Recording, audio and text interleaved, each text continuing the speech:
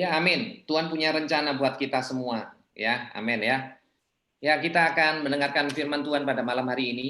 Saya akan memperkenalkan eh, pembicara atau pembawa firman Tuhan pada malam hari ini, yaitu Ibu Maimunah Natasha. Ya, saya kenal beliau adalah wanita yang spektakuler. Ya, saya banyak belajar, saya banyak diberkati. Kehidupan nyatanya itu sungguh sangat berdampak buat kita semua.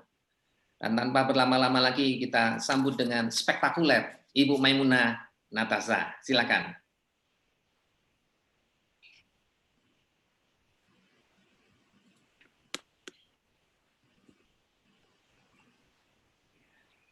Sudah? Ya, sudah, silakan. Dengar ya, sudah ya. Selamat malam. Selamat malam. Selamat malam. Ya, senang boleh bertemu kembali berbincang-bincang tentang bagaimana kita menghadapi badai kehidupan. Hari ini saya mau bertanya sedikit, pernah nggak sih mengalami, kok nggak bisa lewat ya? The host spotlight your video, oke. Kok nggak bisa jalan ya? Iya, oke. Pernahkah kita itu mengalami badai dalam kehidupan? Pernah atau tidak? Saya yakin jawaban kita pasti yes, pernah. Badai apa sih yang kita temui? Nah, saya jamin sekarang ini jawabannya adalah corona. Itu adalah badai yang luar biasa, menyerang sampai ke seluruh muka bumi. Pasti itu jawaban kita. Tapi bukan itu yang saya mau tanyakan. Bukan itu maksud saya tentang yang namanya badai kehidupan. Kalau corona itu sudah menjadi perbincangan setiap hari, bukan itu lagi yang menakutkan. Mengapa dikatakan bukan itu lagi yang menakutkan? Karena corona itu sudah merupakan badai bagi setiap orang. Setiap orang besar, kecil, tua, muda di seluruh dunia ini. Dan ini sudah ditanggung bersama. Jadi beban kita itu sudah di-sharing gitu. Beban kita itu bukan hanya saya sendiri, tetapi semua orang kena, semua orang harus menanggungnya. Oleh sebab itu dunia telah mendiskusikannya, mencari solusi. Apa sih yang bisa dilakukan bersama supaya yang namanya badai ini boleh lewat. Nah, kita lihat bagaimana sekarang ini mulai dianalisa. Yang namanya corona itu mulai dianalisa dari seluruh dunia. Semua menceritakan dari mana datangnya, kemana perginya, kemudian juga bagaimana kita mengatasinya, bagaimana kita mencari vaksinnya, kemudian kita diberikan petunjuk juga, kita itu harus terus cuci tangan, bagaimana harus pakai masker, bagaimana kita nggak boleh masuk kerja, bahkan sampai sekarang ini dikatakan kita ini sudah sedang dalam relaksasi boleh belajar, sekolah pun nggak boleh masuk sekolah, oh kita harus kalau berdiri sekian, jadi kita kalau pergi-pergi itu harus bawa meteran supaya bisa tahu berapa jauh antara kita dengan yang lain. Nah, di Indonesia sendiri setiap hari, jadi setiap malam saya juga mencoba membuka komputer melihat kira-kira update sampai hari ini itu sudah berapa orang. Kita lihat sampai tadi malam itu sudah 28.000 sekian. Begitu mengerikan. Nah, ini sudah merupakan pandemi, ini sudah merupakan beban untuk semua orang di mana saja. Ini adalah badai bersama. Badai bersama. Jadi bukan itu yang kita mau bicarakan. Kalau sudah bersama, ditanggung bersama, jadi sudah ringan, tidak lagi berat. Yang hari ini kita mau bicarakan tentang adalah tentang badai kehidupan pribadi kita. Badai kehidupan pribadi kita. Kalau kita mau melihat ke dalam kita sendiri, kita bisa lihat bahwa di dalam hidup kita, di dalam kesendirian kita, kita itu berhadapan dengan banyak badai. Kita lihat badai kesehatan. Tadi siang baru ada satu teman, beliau itu meninggal, sudah memang usia sudah 80 tahun ya, tapi sudah belum 70 sekian tahun dan sudah kena kanker bertahun-tahun, sudah begitu menyerah kepada Tuhan, bahkan dia mengatakan dia sudah siap untuk dipanggil Tuhan kapan saja. Itu pun harus tunggu sampai beberapa bulan lagi, sampai hari ini baru dipanggil Tuhan. Nah, andai kata kita sekarang sehat, tiba-tiba kita kena badai kesehatan. Misalnya kita tiba-tiba dikatakan kena penyakit yang tidak lagi bisa diobati. Misalnya katanya kena corona. Kalau corona itu sekarang masih punya harapan. Tapi ada penyakit yang katanya tidak lagi bisa disembuhkan. Nah, itulah namanya badai. Itulah namanya badai, tidak ada orang lain yang bisa ikut merasakan sakit kita. Tidak ada orang lain, anak sendiri pun tidak bisa, orang tua sendiri pun tidak bisa. Itu kita harus tanggung sendiri. Financial, kalau kita nggak ada uang, kalau kita susah, orang bisa bantu sebentar, orang bantu sedikit, tapi nggak bisa membantu semuanya. Nah, kalau kita itu susah, kita miskin, tidak ada uang, tidak bisa makan, sulit untuk mendapat bantuan. Nah, ini bagi saya adalah badai. Ditinggal pasangan kita. Wah, ini badai. Tidak ada orang lain yang bisa ikut merasakan bagaimana kita marahnya, keselnya, kecewanya, atau dikhianati sahabat. Dikhianati sahabat, dikhianati teman bisnis, dikhianati orang yang begitu kita percayai, melarikan uang kita, menipu kita. Nah, yang begitu itu tidak ada satu orang pun yang bisa membantu tuntas. Kita yang harus mengatasinya. Itu yang saya maksud dengan badai kehidupan. Nah, ada juga badai kehidupan yang kita buat sendiri. Misalnya kita itu tidak merasa pede, kita itu rasanya, aduh, kalau disuruh ngumpul juga nggak mau, disuruh ikut Zoom juga nggak mau, disuruh berdiri ke depan juga tidak mau, disuruh bicara juga nggak mau. Nah, ini juga adalah badai dalam kehidupan kita sendiri. Tidak ada satu orang pun di luar kita yang bisa membantu kita untuk menyembuhkan kita. Nah, inilah badai yang kita hadapi di dalam hidup. Nah, kalau saya bicara tentang hidup, hidup ini terdiri dari beberapa pilar, pilar komunikasi, pilar ilmu pengetahuan, pilar rohani, pilar semua. Ini bukan pilar-pilar kerohanian yang sering kita bicarakan. Biasanya kita mengarahkan dalam kehidupan rohani kita itu harus memiliki beberapa pilar. Pilar doa, pilar baca firman, pilar karakter. Hari ini tidak, saya hanya mau bicara tentang pilar-pilar kehidupan kita di dalam kehidupan biasa. Ya, kita punya pilar keuangan, kita punya pilar kerohanian, kita punya pilar, ya segala macam pilar ada di situ ya, kesehatan. Nah, hari ini kita mau bicara tentang pilar-pilar itu. Saya sendiri mempunyai pilar kemiskinan. Waktu saya kecil, saya hidup sangat miskin, saya hidup sangat susah. Saya waktu kecil itu karena waktu itu zaman perang. Ya, sepertinya yang hadir ini nggak ada yang setua saya ya. Jadi waktu saya lahir itu zaman perang, kami itu susah. Ini bukan foto saya, by the way, saya lebih cantik dari ini ya. Jadi begitu susah di dalam hidup sehingga makan pun kita nggak tahu bagaimana. Nah, satu saat orang semua sudah sekolah, saya pun pergi sekolah dulu ya, sekolah rakyat itu nggak usah bayar. Nah, begitu saya masuk ke sekolah swasta, itu sudah tidak sanggup bayar uang sekolah, jadi saya itu harus berhenti sekolah berkali-kali. Ini adalah pilar-pilar badai atau badai pilar yang dihadapi. Tidak bisa bayar uang sekolah, dan saya masih ingat, saya itu menikah usia 18 tahun, saya begitu selesai sekolah, tamat SMA, saya itu sudah dinikahkan oleh mama saya. Karena mama saya mengatakan, kalau kamu tidak menikah, kamu itu nanti akan diambil oleh orang Jepang. Menikahlah saya. Nah, setelah saya menikah, suami saya itu tidak mau kerja, dan suami saya itu buta huruf, tidak bisa baca A, B, C. Anda bisa bayangkan. Dan dia bukan saja tidak mau kerja, dia masih suka cari perempuan, sehingga hidup saya itu sangat susah.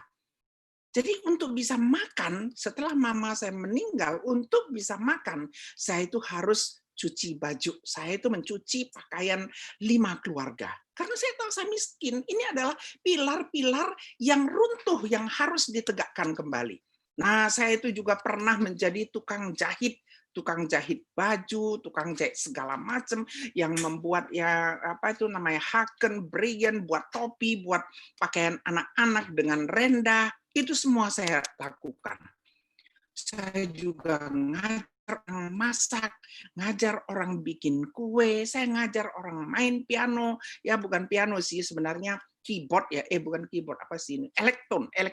Karena yang saya ajarin itu biasanya ibu-ibu dari Bayangkara, ibu-ibu dari tentara, mereka itu nggak mau pergi ke sekolah. Jadi saya ajar mereka piano. Supaya apa? Supaya dapat uang. Jadi pada waktu salah satu pilar kita runtuh, kita tidak boleh menyerah. Saya tidak pernah menyerah. Tidak bisa makan, saya tidak mau mengemis. Tidak bisa makan, saya tidak pernah mengeluh. Tidak bisa makan, saya tidak pernah menangis. Tapi saya lakukan apa yang saya bisa lakukan. Saya itu pernah ngajar orang yang namanya Ikebana, saya ngajar mereka itu bahasa Inggris, saya ngajar itu yang namanya ibu-ibu dari Dharma Wanita, mengajar mereka belajar bahasa Inggris.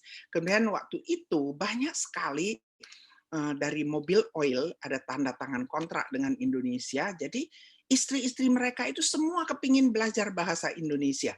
Saya ajarin mereka. Tujuannya apa? Supaya pilar keuangan saya tetap bisa teguh. Nah, itulah yang saya pelajari di dalam hidup. Pada waktu kita betul-betul menghadapi badai, kita itu harus lakukan apa yang kita bisa lakukan untuk membangun kembali yang namanya pilar yang runtuh itu.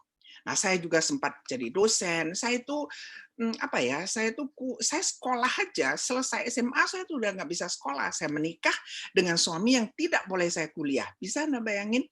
Tapi saya begitu kepingin, saya tahu kalau saya tidak punya pengetahuan, saya itu tidak bisa maju. Saya baru mulai kuliah waktu saya usia 33 tahun. Waktu 33 tahun, waktu suami saya sudah mau meninggalkan saya, waktu itu sudah bicara tentang mau meninggalkan saya, dan saya tahu tanpa pengetahuan saya tidak bisa membesarkan 4 anak saya. Anak saya masih kecil-kecil. Nah, saya selesai kuliah, saya jadi dosen, kurang lebih saya jadi dosen 14 tahun. Saya juga mulai usaha kecil-kecil. Saya itu pernah usaha farmasi di Medan. Saya juga pernah usaha beras, saya pernah delivery beras ke perkebunan, sampai satu saat saya mulai bisnis besi tua. Saya dulu itu pernah bisnis besi tua, dianggap orang itu bisnis besi tua cukup besar lah, yang ada yang bilang paling besar dan sebagainya. Cuman saya tahu itu tidak gampang. Sampai satu saat saya itu bisnisnya motong kapal. Jadi kapal itu dipotong, diambil besinya, masukkan ke pabrik, dan saya juga kerja heavy equipment. Segala macam heavy equipment, cerita sama saya itu bisa, saya udah biasa naik-naik ke atas. Nah, satu saat saya berhasil. Sampai saya itu bangun pabrik besi.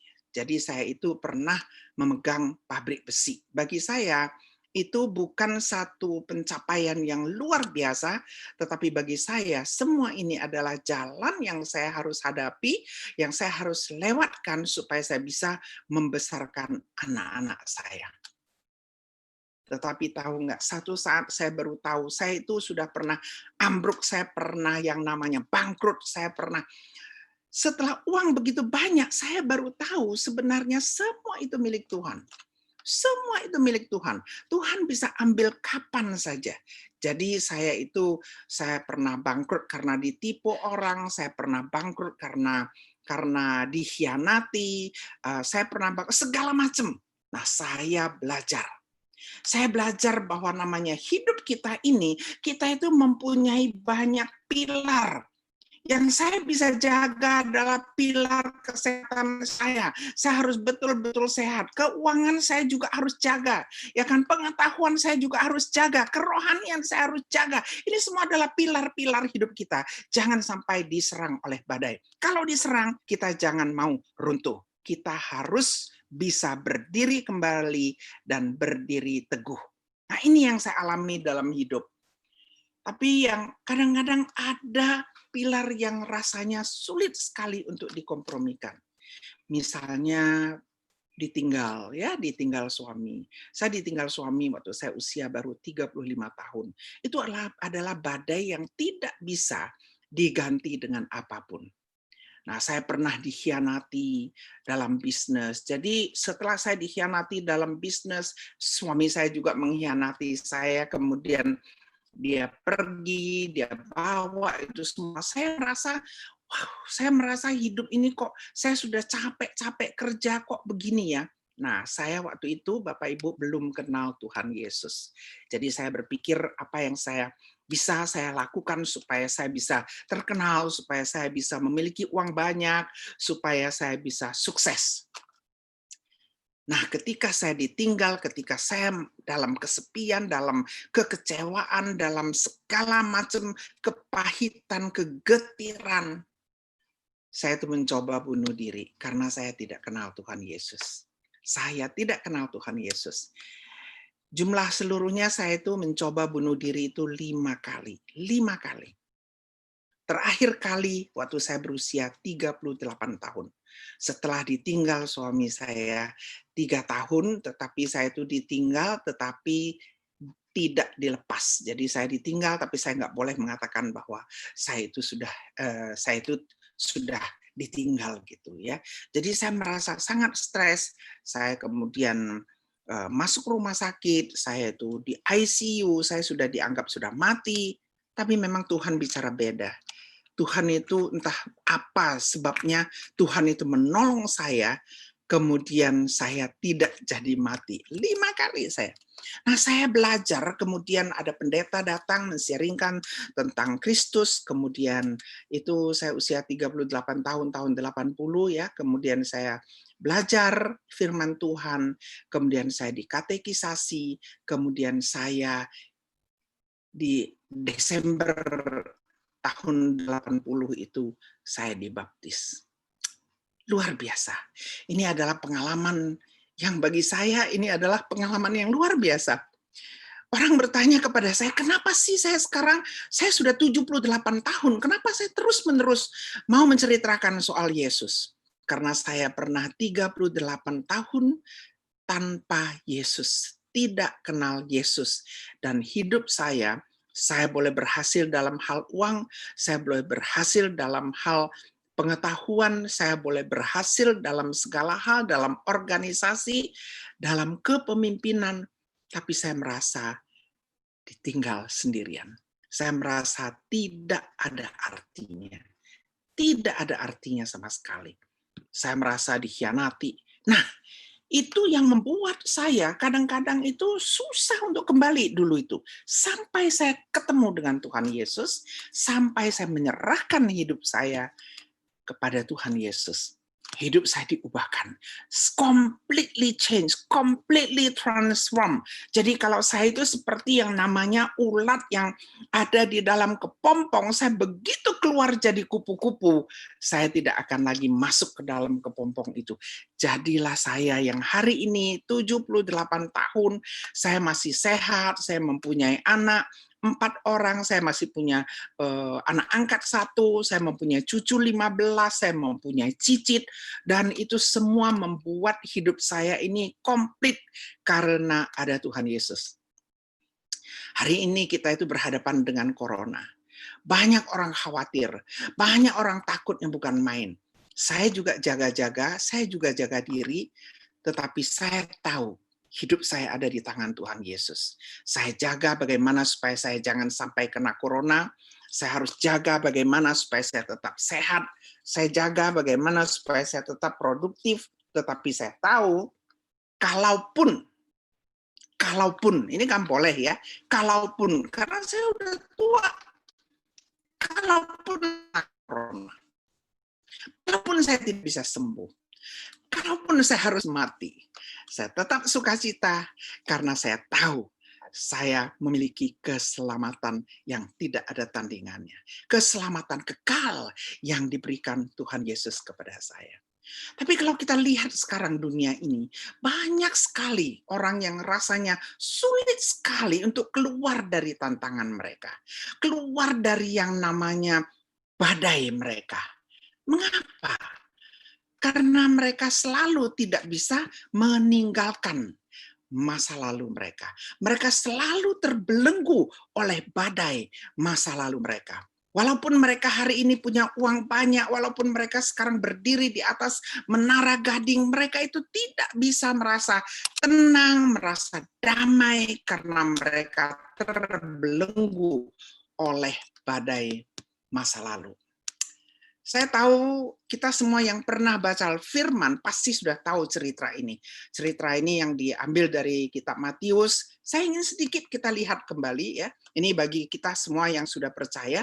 Dikatakan di Matius 14 itu, dikatakan bahwa Yesus itu satu saat sore hari, dia memerintahkan semua murid-muridnya itu naik ke perahu. Setelah murid-murid Yesus naik ke perahu, Yesus sendiri pergi ke bukit berdoa. Nah, doa ini juga salah satu pilar dari pilar kerohanian dari orang-orang percaya. Dia pergi berdoa, kemudian tengah malam dia turun, dan itu perahu yang dinaiki oleh para murid itu diombang-ambingkan oleh angin. Jam 3 malam Yesus datang, dia berjalan di atas air mendatangi perahu itu. Itu murid-murid Yesus itu kagetnya bukan main. Mereka pikir, waduh, itu ada hantu ya yang datang. Tapi Yesus mengatakan, tenang, jangan takut, akulah ini. Nah, kalau saya mendengar kata-kata tenang, akulah ini, jangan takut. Bagi saya ini adalah kalimat yang sangat luar biasa, bahwa kita itu ada dalam Kristus. Jangan takut. Jangan takut karena Kristus selalu menyertai kita. Apakah kita di tengah badai, apakah kita lagi sendirian, karena orang yang sudah percaya kepada Yesus itu hidup di dalam diri kita.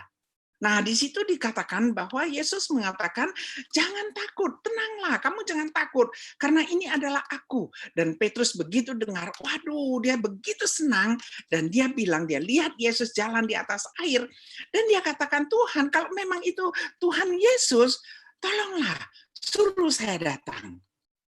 Dan ya, dia kaget sekali pada waktu Yesus mengatakan, iya, datanglah, dia bilang. Datanglah. Nah, sekarang Yesus sudah memanggil Petrus datang, dan Petrus sudah berjalan di atas air. Keren banget. Pada waktu kita percaya, pada waktu Tuhan mengatakan lakukan ini, kita bisa melakukannya. Nah, berjalanlah Petrus di atas air. Keren kan? Manusia bisa berjalan di atas air. Tapi apa yang terjadi begitu ada angin, Petrus itu mulai melihat arah angin. Petrus itu tidak lagi fokus kepada Yesus. Kuncinya di situ. Petrus tidak lagi berfokus pada Yesus. Dia berfokus kepada angin itu. Dia berfokus kepada badai itu. Oleh sebab itu dia tenggelam. Berapa sering kita pada waktu kita berhadapan dengan badai kehidupan, kita itu tenggelam. Mengapa? Karena kita ingin menyelesaikannya dengan kekuatan kita sendiri. Kita lupa bahwa sebenarnya Yesus bersama-sama dengan kita. Jadi dia begitu kaget dan dia mulai tenggelam. Begitu dia tenggelam, baru dia ingat ada Tuhan Yesus. Dia bilang, Yesus, tolonglah aku. Tuhan, tolonglah aku. Begitu Yesus mengulurkan tangannya, begitu Yesus menggenggam dia dan menarik dia, maka dia pun selamat. Tapi Yesus ngomong begini, Yesus bilang, hai orang yang kurang percaya. Jadi bagi Yesus, itu Petrus itu kurang percaya. Dia katakan, mengapa sih kamu bimbang? Mengapa kamu bimbang? Kamu sudah tahu aku ini Yesus. Kamu sudah tahu di dalam aku ada keselamatan.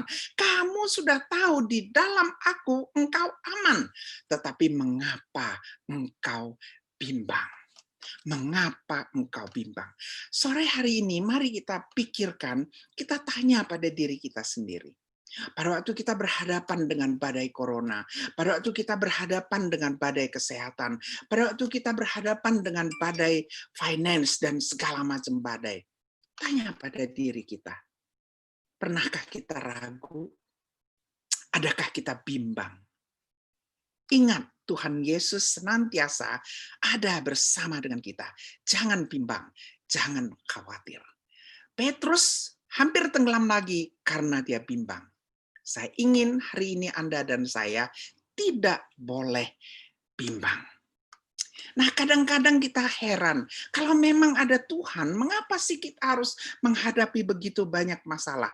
Nah, hari-hari ini banyak sekali keluarga bermasalah. Saya juga lihat banyak teman-teman yang sudah percaya Tuhan Yesus, hari ini berhadapan dengan yang namanya badai. Ya, yang namanya tiap hari bertemu, lu lagi, bisa marah, bisa kecewa, bisa ribut. Nah, kita lihat masa-masa corona ini begitu banyak badai yang menghantam kita. Tapi ingat, di Yakobus 1 dikatakan, anggaplah kalau kamu jatuh ke dalam berbagai pencobaan, anggaplah itu satu kebahagiaan. Mengapa harus menganggap itu satu kebahagiaan? Jadi sekarang saya menganggap satu kebahagiaan berhadapan dengan corona. Hari ini saya dengar katanya, kayaknya PSBB itu sudah mulai mau dilonggarkan. Ya, saya hari tanggal 14 ini mau berkhotbah, dikatakan bagaimana kalau kita mulai buka tanggal 14. Saya kok rasanya, waduh, berat banget ya, harus khotbah di gereja 3 kali. Kan enak kalau khotbahnya itu direkam. Sudah itu hari Minggu tinggal tunggu. Jadi saya merasa, saya enjoy, saya merasa bahagia.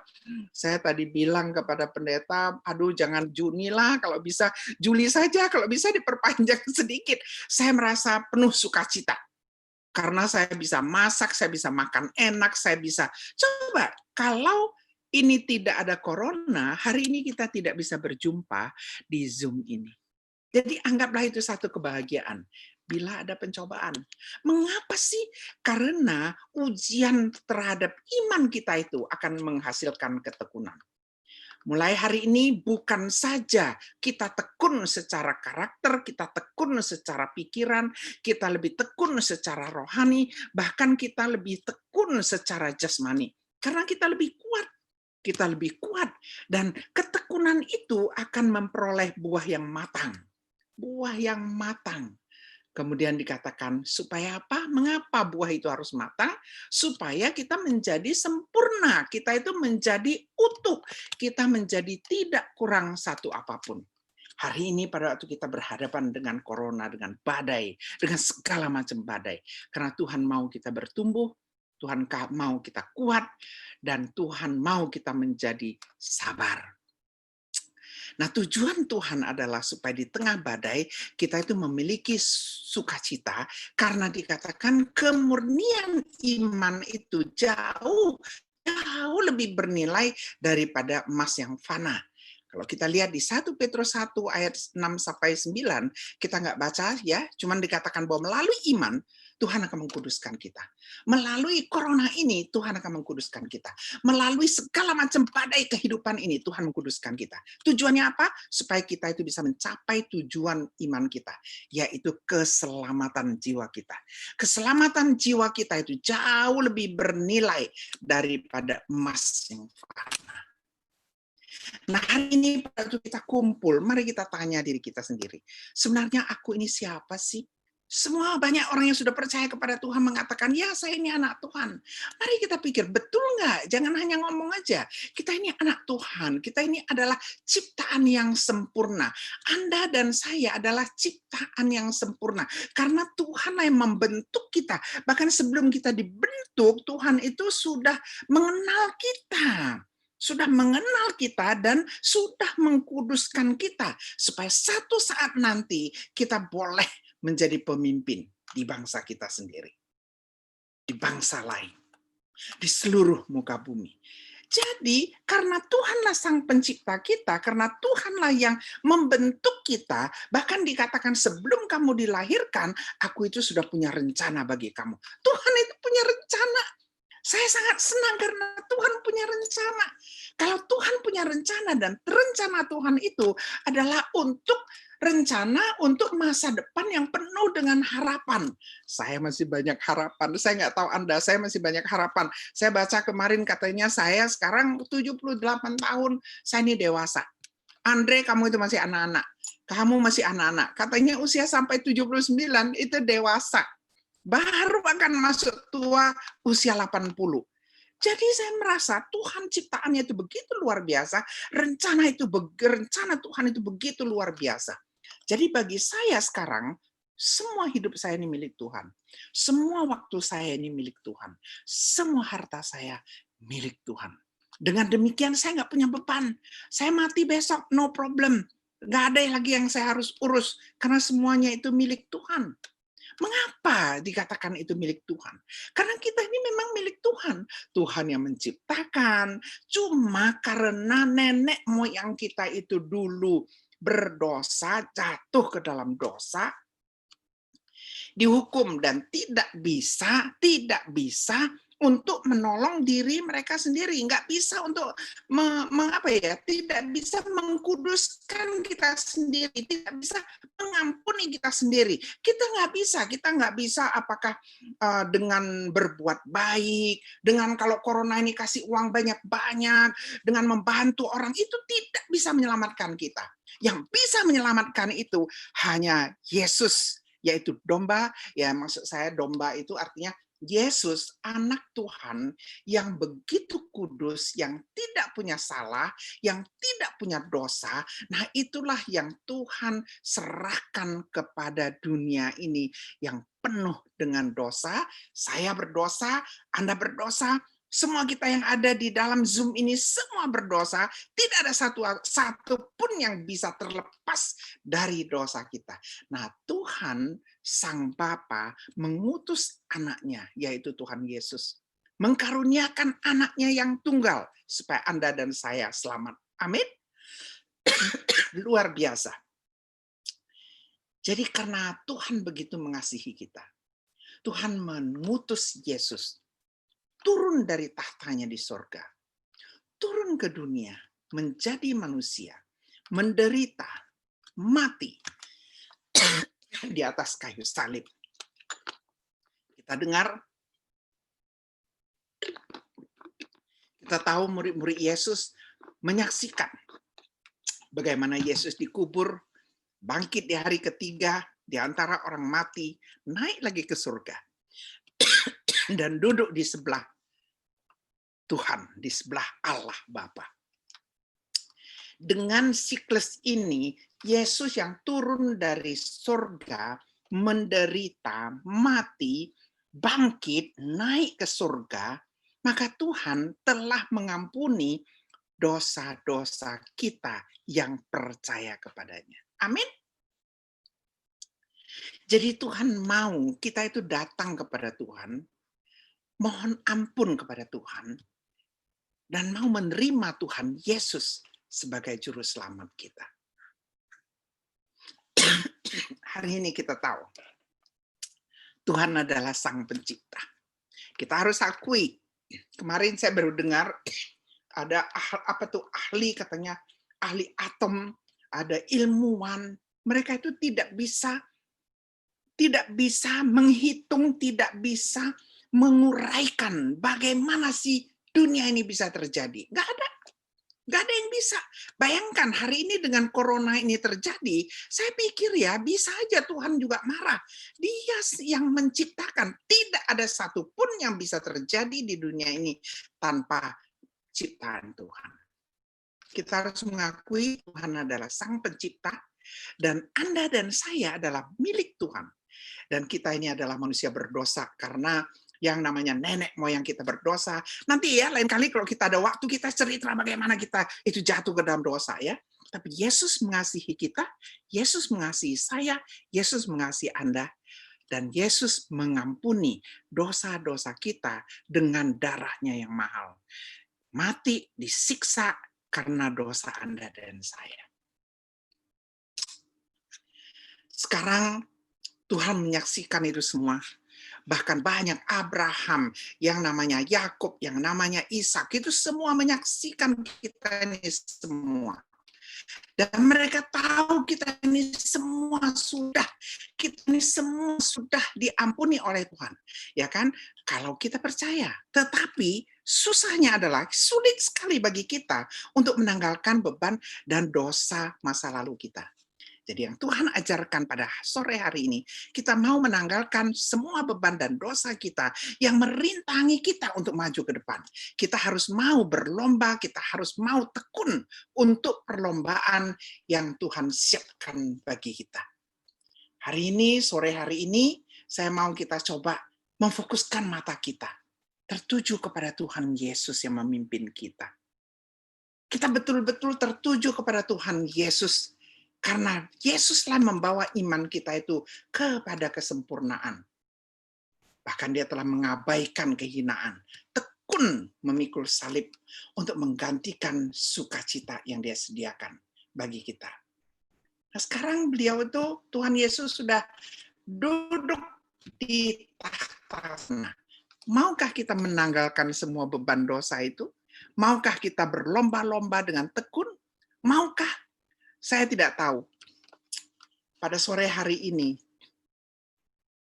Yesus mengatakan, datanglah kepadaku ya, semua yang letih, lesu, dan berbeban berat. Semua yang berhadapan dengan badai, semua yang berhadapan dengan masalah-masalah dalam hidup ini, dosa-dosa yang kita lakukan, pikiran-pikiran kita yang tidak benar. Yesus memanggil kita, maukah engkau datang kepadaku? Aku akan memberikan kamu kelegaan. Saya tidak tahu semua yang hadir pada sore hari ini, pada malam hari ini, apakah ada di antara kita sebenarnya belum pernah dengar tentang Tuhan Yesus. Atau mungkin kita sudah pernah dengar, tetapi kita belum percaya. Atau kita yang sudah percaya, tetapi masih mengabaikan titah dari Tuhan Yesus. Mari hari ini kita lepaskan semua belenggu itu. Kita lepaskan semua beban dan dosa itu. Mari kita datang kepada Tuhan. Yesus mengajak Anda dan saya yang berbeban berat untuk datang kepada Yesus. Maukah engkau datang? Maukah engkau datang? Bila saya ditanya, saya akan jawab, yes, saya mau. Saya mau. Saya mau Tuhan Yesus. Karena saya mau ketika badai kehidupan melanda, Tuhan mengangkat saya lebih tinggi lagi. Karena saya mau ketika badai kehidupan melanda, Tuhan mengangkat saya, mengangkat siapapun yang mau ke tempat yang lebih tinggi. Saya bersyukur kepada Tuhan.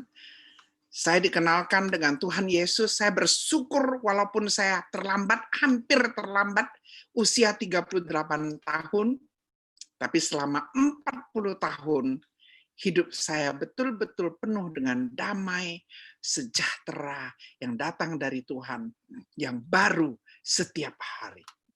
Saya ajak kita semua yang berbeban berat, yang merasa hidup ini tidak ada maknanya. Mari datang kepada Tuhan Yesus. Mari datang kepada Tuhan Yesus. Tuhan mau mengangkat kita lebih tinggi. Saya pada akhir ini saya mau perkenalkan ini keluarga saya yang belum pernah kenal.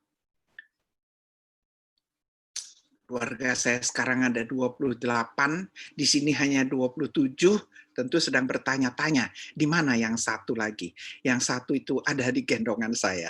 Karena waktu ambil foto itu, papa mamanya baru menikah. Jadi sekarang saya mempunyai 28 anggota keluarga. Semua percaya kepada Tuhan Yesus. Semua begitu sayang pada Tuhan Yesus. Dan semua hidup damai, sejahtera, yang terus di dalam pelukan Yesus, penuh dengan nyaman, sejahtera, dan damai. Saya ingin ini bukan hanya milik saya, bukan hanya milik keluarga saya, bukan hanya milik dari saudara-saudara, teman-teman yang kenal dengan Tuhan Yesus, tetapi milik kita semua. Maukah engkau menerimanya? Mari kita berdoa.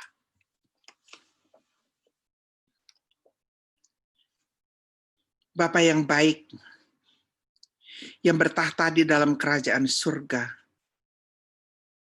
Engkau yang duduk di tempat yang maha tinggi, telah mau rela turun ke bumi ini, mengalami siksaan yang begitu luar biasa, mengalami sengsara yang begitu luar biasa, mengalami sakit yang begitu luar biasa. Engkau terima ini semua. Bahkan sampai engkau harus mati di atas kayu salib. Semua ini engkau lakukan Tuhan. Karena dosa-dosa kami, setiap kami yang tidak bisa menolong diri kami sendiri. Engkau rela turun sampai engkau mati. Sampai engkau dikuburkan dan bangkit. Sampai engkau kembali ke rumah Bapa dan duduk di sebelah kanan Bapa.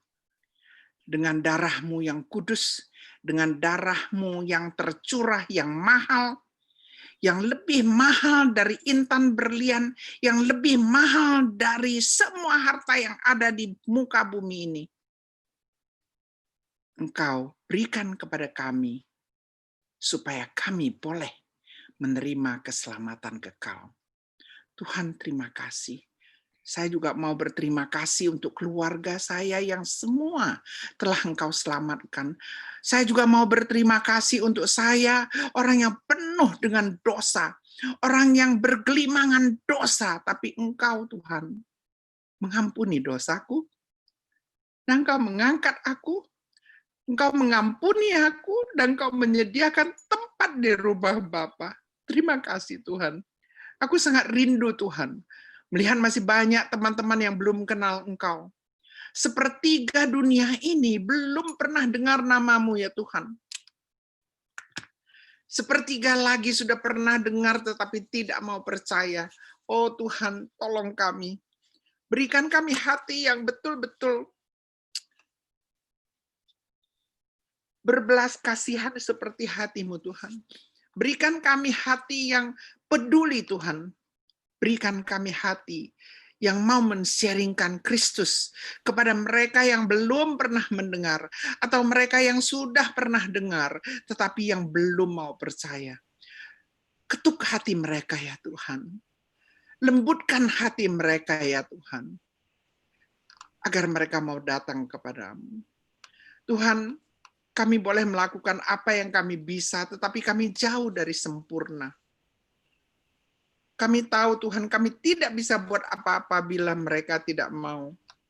Kami tahu pada sore hari ini Engkau telah mengundang kami, setiap kami untuk datang ke hadapan-Mu, datang ke pelukan-Mu. Tolong Tuhan, tolong buka hati mereka, buka pikiran mereka, agar mereka pun boleh seperti kami, boleh mengalami sukacita dari surga. Terima kasih Tuhan, terima kasih untuk sore yang indah ini. Terima kasih untuk malam yang indah ini. Kami mau serahkan setiap kami ke dalam tangan-Mu. Dan kami bersyukur dan berdoa hanya dalam nama Tuhan Yesus. Amin. Tanganku dipegangnya, hatiku berserah pada semua janji. Yesus membimbingku dengan tangan kasih-Nya. Tenanglah hatiku, sebab tanganku dipegang teguh. Dia tidak pernah tinggalkan tangan. Sama-sama kan? Yesus membimbingku, tanganku dipegangnya, hatiku berserah pada semua janji-Nya. Yesus membimbingku dengan tangan kasih-Nya. Tenanglah hatiku, sebab tanganku dipegang teguh. Mari segala hormat bagi berdiri sekali lagi sama-sama. Angkat tanganmu, katakan, Yesus membimbingku, tanganku dipegangnya, hatiku. Hati kami terserah Tuhan pada semua janji-Nya. Janji-Mu. Yesus membimbingku dengan tangan kasih-Nya. Tenanglah hatiku, sebab tanganku dipegang Teduh sekali lagi, Yesus, Yesus membimbingku, tanganku dipegangnya, hatiku. Mari belajar berserah pagi hari ini. Yesus membimbingku dengan tangan kasih-Nya, denganlah hatiku, sebab tanganku dipegang. Tenanglah hati kami, tenanglah hatiku, sebab tanganku dipegang. Sekali lagi kata, tenanglah hatiku, tenanglah hatiku, sebab tanganku dipegang. Teguh,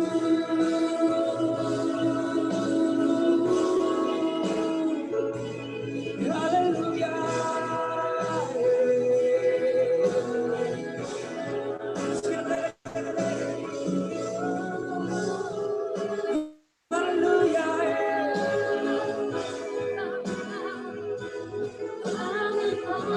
Jadilah tenang, be still, be still.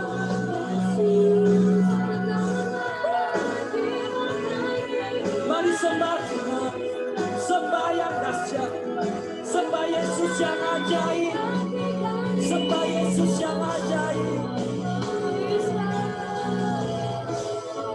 Sungguh kami tenang pagi hari ini Tuhan, sungguh kami tenang, ada tangan-Mu. Ya, terima kasih Tuhan, karena begitu besar Tuhan. Kita bisa dikuatkan oleh Tuhan sendiri. Kita butuh Tuhan di dalam kehidupan ini. Firman Tuhan yang sangat memberkati saya, tentu juga akan sangat memberkati para yang hadir juga pada malam hari ini di Zoom, ya. Kita percaya kita butuh Tuhan. Kita butuh Tuhan Yesus di dalam setiap kehidupan kita. Firman Tuhan yang begitu mengingatkan kepada kita semua. Kita nggak bisa apa-apa tanpa Tuhan Yesus. Kita butuh iman. Terima kasih Ibu Maimunah Natasha yang sudah membagikan firman Tuhan dengan memberkati sekali.